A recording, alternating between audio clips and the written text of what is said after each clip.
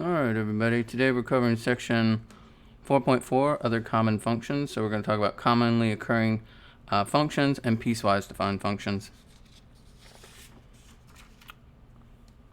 So far we have only considered linear and quadratic functions. There are many other functions of importance, and we'll go through and we'll use this section to develop a catalog of functions. We will first start with looking at the graphs.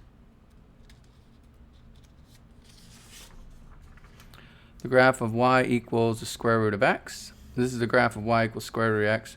Remember that the square root of a negative number are not real numbers, so the domain is restricted from 0, including 0, all the way to infinity. So we start right here, and then we move on and continue this way. Because the square root of x refers specifically to the positive square root, the range is also 0 to infinity, including 0. So we only graph, basically it's stuck in the first quadrant. All graphs of the form y equals the nth root of x, where n is a positive even integer, we have the same shape. So you can see we plug in 1, the square root of 1 is 1. You can see that right here. We plug in 4, square root is 2. You can't see that number is 2 there, 4 here, and so forth. So we're basically just taking the square root of every number, moving on down. We have 1, 1 as a point. We have 4, 2 as a point, and so forth and so on.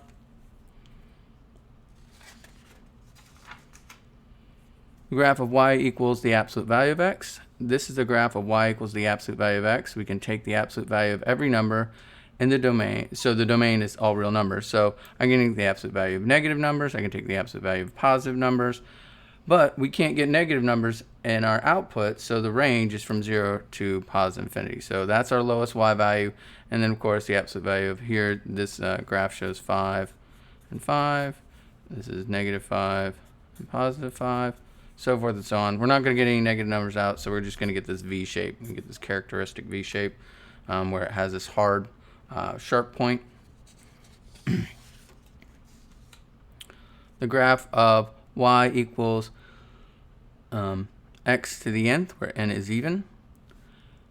These are the graphs of y equals x squared, y equals x to the fourth, and y equals x to the sixth.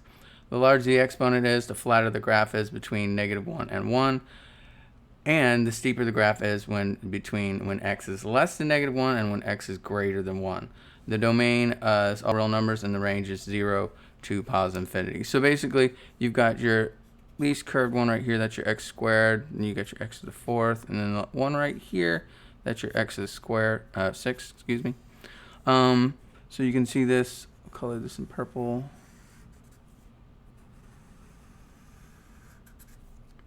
Get another color out, maybe a lighter purple would be, so then x to the fourth would be right here.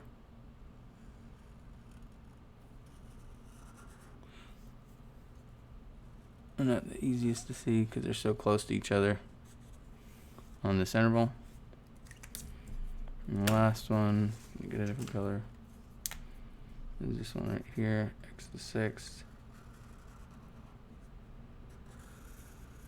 So basically they say the higher the value of the exponent, the quicker it increases, and the closer it gets to the x-axis. Once you get less than 1, it flattens out. Because if you take the power of any number less than 1, it goes to 0 faster, or it gets closer, and decreases faster.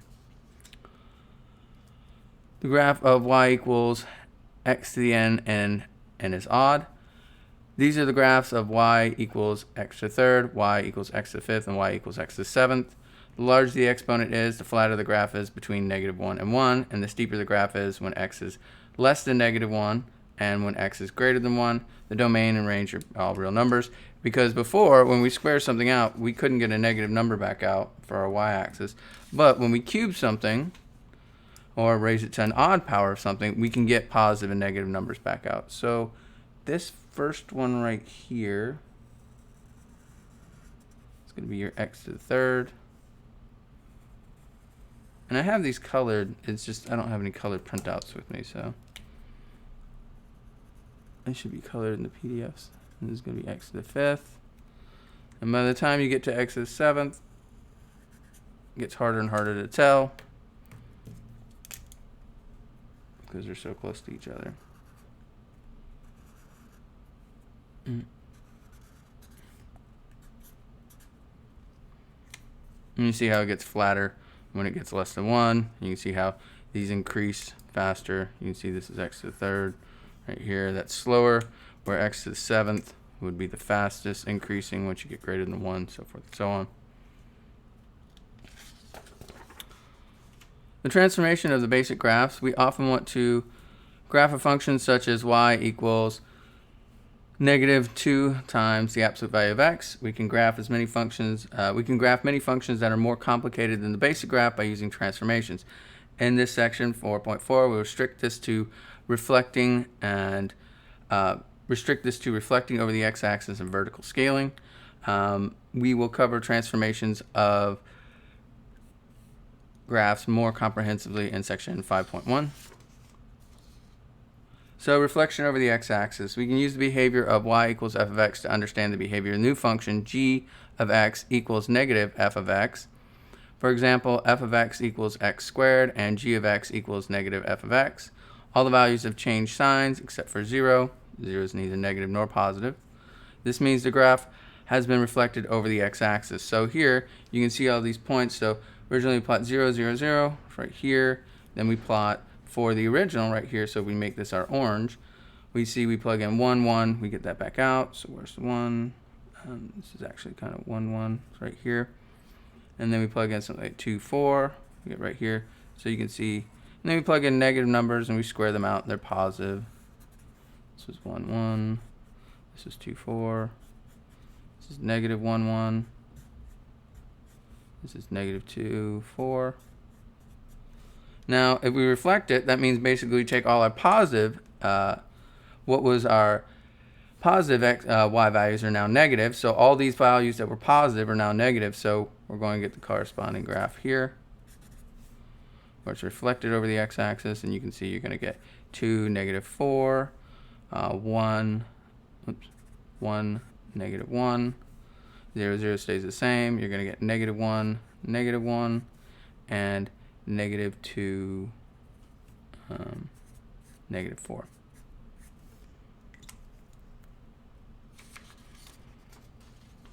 So this illustrates the general rule. The graph of y equals negative f of x has the same shape as the graph of y equals f of x reflected over the x-axis. Non-mathematically, the graph has been flipped upside down. The range and the y-intercept will also reflect over the x-axis. The range, for example, the range of f of x equals x squared is from 0, including 0, all the way to infinity, not including infinity. And the range of g of x equals negative x squared is going to be from negative infinity, not including negative infinity, all the way to 0, including 0. So basically, we changed the sign on the negative infinity, moved it to the other side, so our range swapped endpoints, essentially. Vertical scaling, stretch and compress. If c is a real number, we can use y equals f of x to understand the behavior of g of x equals c times f of x. For example, if c equals 2, and f of x equals x squared, and g of x equals 2 f of x, then all the y values were multiplied by 2. This means that the graph has been stretched vertically by a factor of 2. So here you can see our original graphing of our, I got ahead of myself.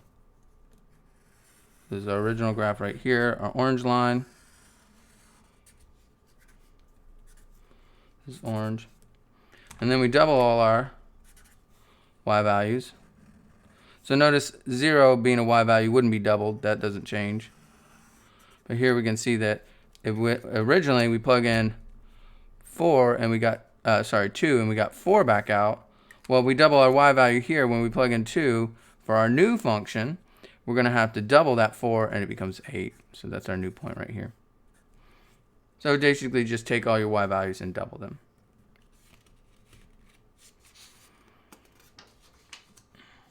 This illustrates the general rule that the graph of y equals c times f of x has the same shape as the graph of y equals f of x scaled vertically by a factor of c. If c is larger than 1, and c is greater than 1, then the graph will stretch vertically. If c is between 0 and 1, the graph will be compressed vertically.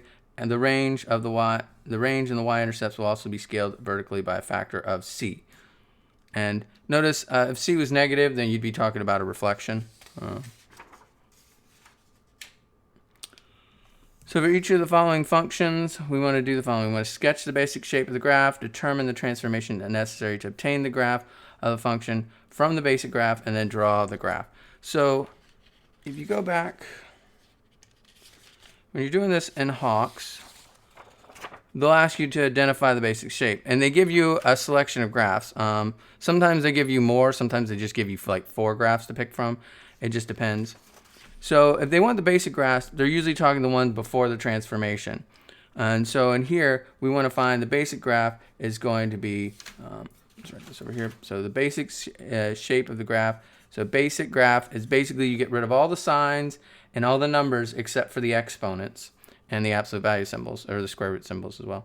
So basic graph is going to be, in this case, just x to the third. So we'd go on our chart and we look up where x to the third is, and so we can see that the normal x to the third shape is going to be right here. This is x to the third.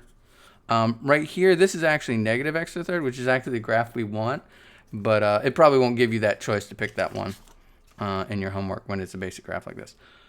So it wants us to first sketch the basic graph, or pick from a list. So that's our basic graph right here. And determine the transformation. So then we're going to need, for 2, we need an x-axis reflection, because that's what that does right there. So that means we'll take this and reflect it. So I'm going to have to draw it like this and draw the graph. So basically, what used to be give us, when we plug in 1, we got 1 back out. So we used to get 1, 1. Well, now that y value becomes negative. So when I plug in 1, I get negative 1 back out. And if you need to draw a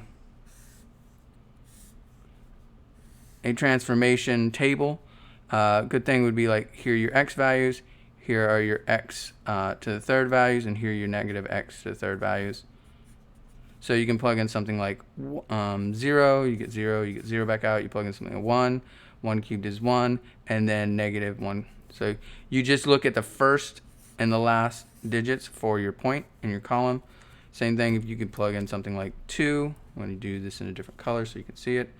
So let's say we plug in something like 2, then 2 cubed would be 8, and then that would be negative 8. So way down here would be the point that'd be off the page somewhere. 2, negative 8. Up here somewhere, this point, 2, positive 8, the original. So we have a couple other graphs we want to look at with this. So we're going to use the same instructions, so keep those in mind. All right, so for this one, it wants us to first draw the basic graph. So the basic graph is going to be the one where we have y equals the absolute value of x. So we go on our list, and in our Hawks, we pick, for example, 2, our absolute value function. So here we have our positive absolute value function right here. This is the absolute value of x. That's our basic function. So we draw that. So that's just going to be that graph with the v in it. And then it says what's the transformation we're going to have for the second step, and we're going to say how do we want to type this or write this?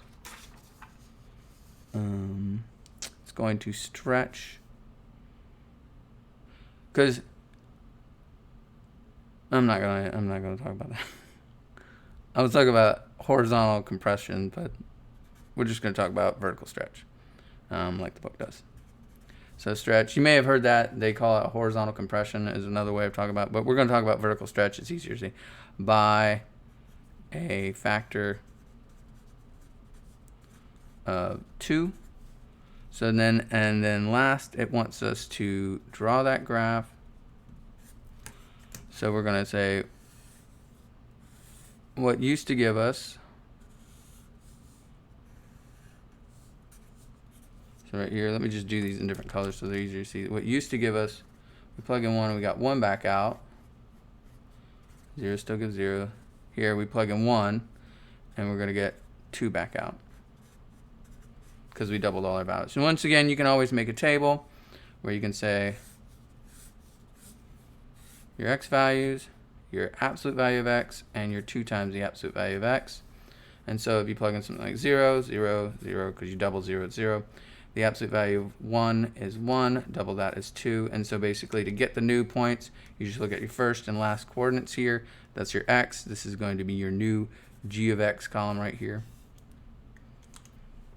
For that, you want to plug in other points. Like for example, if you plug in -1, it gives you 1, double that gives you 2. So you plug in -1 and you get 2 back out, etc. So a lot of times when they ask you to do this in the homework, let's tell them the screen. When they ask you to do this in the homework, they'll ask you to plot 2 other points other than 0. And so 0 will be given, and the easiest 2 points is usually 1 and -1. Those are the 2 easiest points to graph, as long as you're not taking the square root. If you're taking the square root, you're going to have to plug something in like 2 or something, or 3 or 4, and it'll let you put decimals in, so just plug those into your calculator and get decimals back out is fine. Here's one with the square root, like I was saying. So for the first step, they'll want us to say, okay, draw a basic graph. So it's going to be the basic is y equals the square root of x. Square root of x, thank you. And so basically, like I said, you just get rid of everything except for the symbols and the powers of x.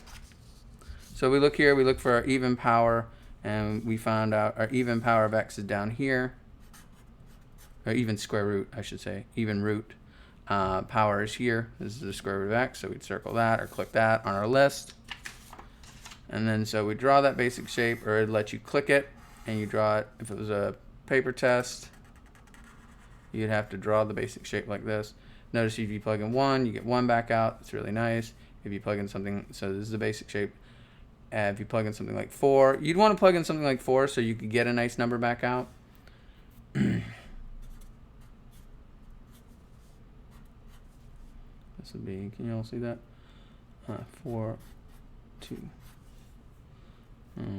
And then next, let's just identify the transformations. Well, there are actually 2. First, if you look going in, I always start from the main function and move out per step. So the first one I'm going to look at is a stretch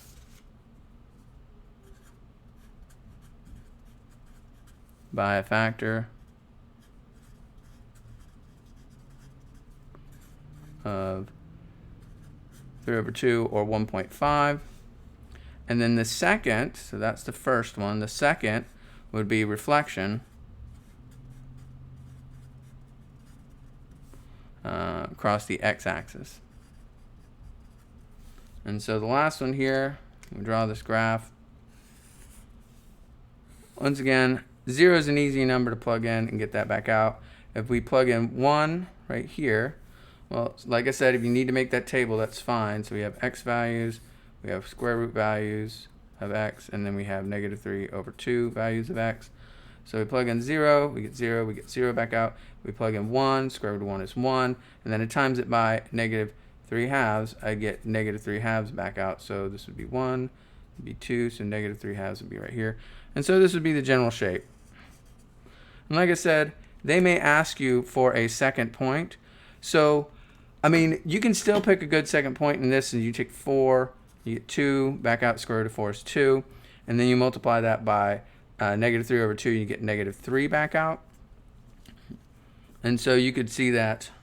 So here, I plot 4, so that's 4, and this would be -3. So I'd get this point back out. 4, comma, -3. This other point that I plotted right here would have been 1, comma, -3/2. And so that would be fine. But if it was like a higher root, like the 6th root or the 8th root, you can't plug in a number past 10 in the Hawks. So you would just go into your calculator and let's say, for example, let's turn the page so you don't confuse that with another sheet work.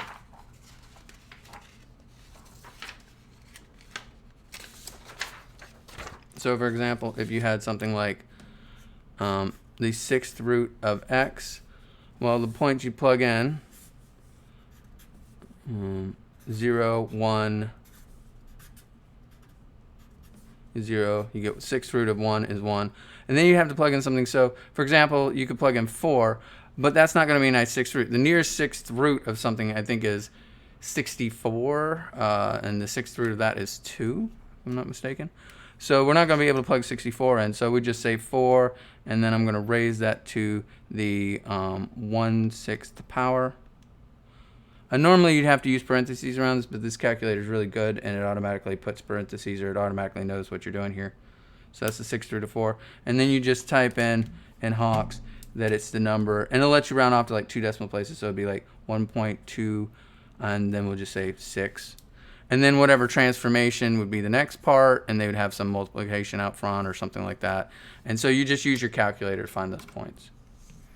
Try to get nice points back out if you can. If you can't, you know, decimals are fine.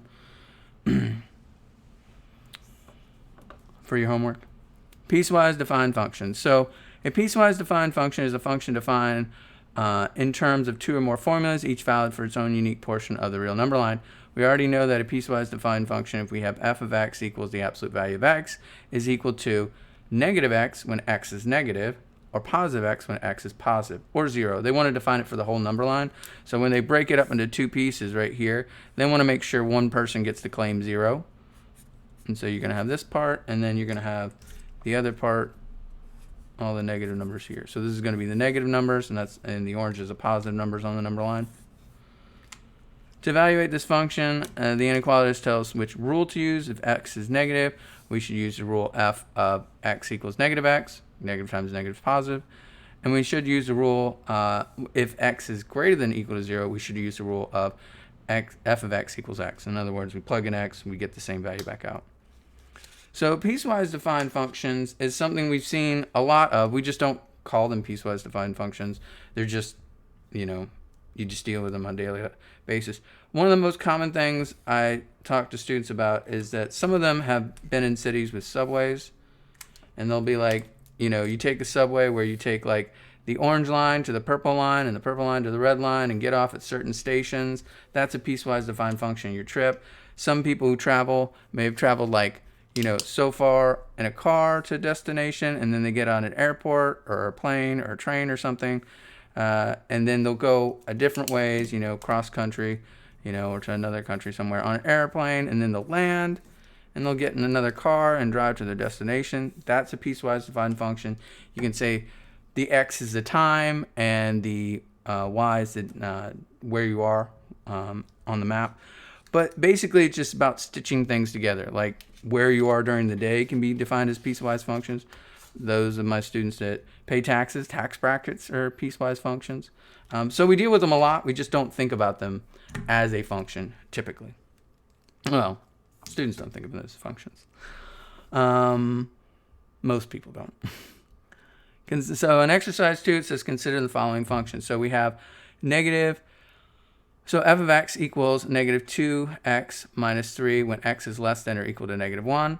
And f of x is equal to x squared if x is greater than negative 1. So in other words, we parted this number line into 2 pieces, right? So where's our switchover place? Our switchover place is negative 1. Let me do this in different colors. And then it says when I'm a negative number, when I'm less than negative 1, so I'm on this side, I'm going to use the function negative 2x minus 3. But it says when I'm greater than negative 1, I'm going to use the function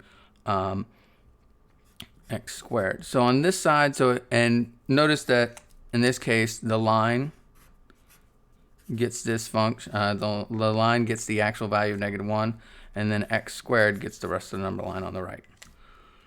So we're splitting the x-axis into 2 pieces along the border of negative 1. Here we just split it into 2 pieces. Piecewise can split things into a lot of pieces.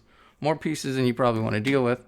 But for us, it's just two pieces. So right here, we just have to find where each one of these lives. So where does negative 3 live? Well, negative 3 lives to the left of negative 1. It's right here. So that means we're going to use the line. So in other words, we're going to use the first function, use negative 2. Or I'll just say here, negative 3 is less than or equal to negative 1. So we're going to say negative 2x minus 3. We're going to use this. And so that's going to give us what? Should have spaced these out more.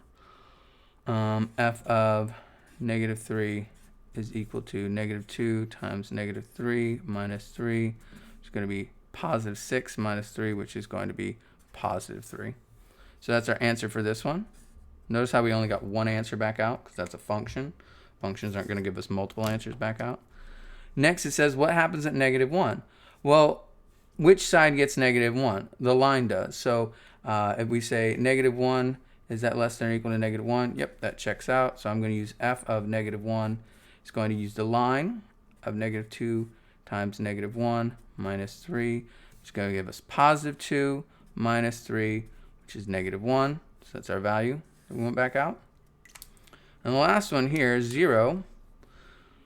So 0, is that greater than negative 1? Yep, that checks out. So we're going to use f of 0 equals x squared. Oh, well, I'm going to plug in 0 for this one, which is going to give us 0 back out. So that's our value for this one. So the next part is that we're going to have to graph these. So it wants us to sketch the following piecewise function. Well, there's a couple ways to do this. I find the easiest way is to graph both functions on the same grid, and when you do that, you'll find that you just erase the parts you don't use. It's a little harder to do that with the permanent markers I'm using, so I'm just going to graph it in 2 colors, and that should be enough. So first of all, it's going to ask you to identify each function. So we're going to say this is a line, and this is a parabola or an x squared. And then, like we said, it breaks up along negative 1 with the line, getting all the numbers less than negative 1.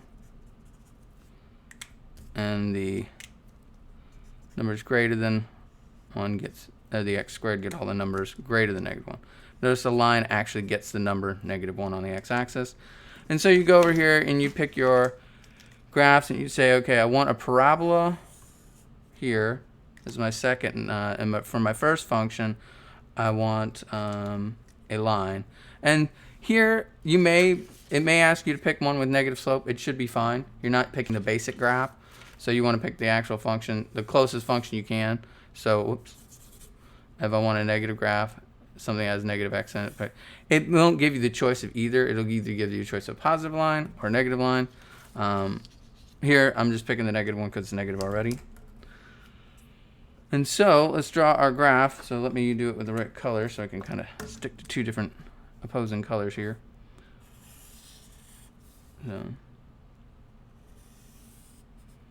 And so here at negative 1, take this red pen and draw a dotted line. There's actually not a line here. I'm just showing that's where the switch happens. Now I'm going to graph these lines like I'm graphing them normally. Like for example, for the purple line here, I'm going to graph it like I'd normally graph a line.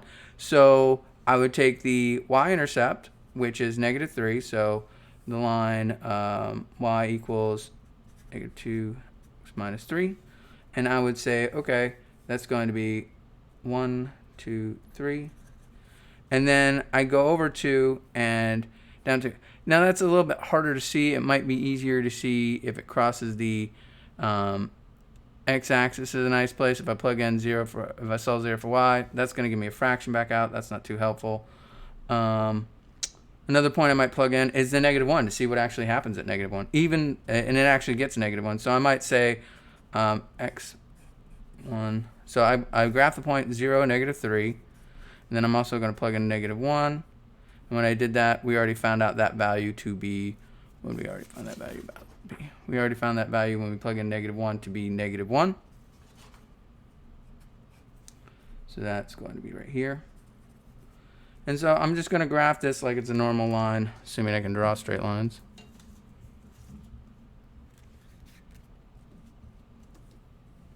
I need a ruler. I always get a ruler, and then I put it over here, and then I need it for something else, and it disappears. So this is the next is going to be our parabola. So we're going to graph y equals x squared. And we've seen it a lot of times now. We plug in 0, we get 0 back out. We plug in positive 1, we get positive 1 back out, so forth and so on. So 1, 1, 0, 0, and negative 1, 1. And you get to pick these points to graph them or make some sense of the graph. And they look like, oops. Well, actually, I'd have to grid.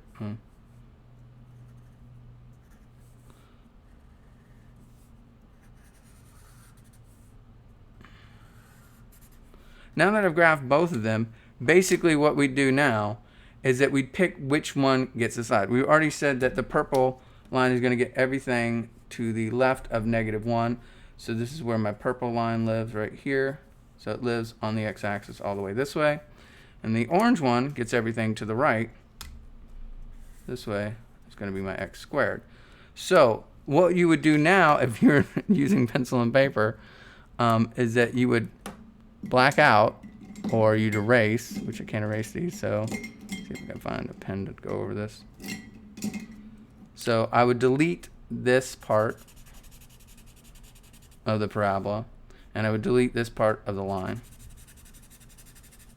All right. So you'd see how it has a switch right here. It switches over. And remember which part gets the actual point at negative 1. It's the purple line here. And so that means that the orange line, well, that's going to have an open circle right here, saying it didn't get that point. So when you compose these two together, you're going to have a graph that looks something like this. Let me draw on this sheet of paper. So if once you erase that, it would look something like this, where you'd have a switch at negative 1, fill-in point, you'd have a line coming in, and then you'd have a parabola like that. And that's what it would look like when you erased the portions of the graph not used here. I think it's easier to look at this and then erase the unwanted portions, because then you're not trying to graph just half the grid or just half the number line and say, oh, I don't want to use points on this side because that belongs to the line. I don't want to graph points of the parabola to the left or the line to the right because I don't want to use those because that's where I switch. But I think it's easier to do the graph it on the same graph and then erase the portion you don't need. But anyway, usually when you're in Hawks, though, it'll give you like 4 graphs to choose from. And usually they alternate which side gets which graph and which graph gets the switchover point. And so watch for that. And that's how Hawks typically ask that question. That's it for today. You all have a great one. Bye.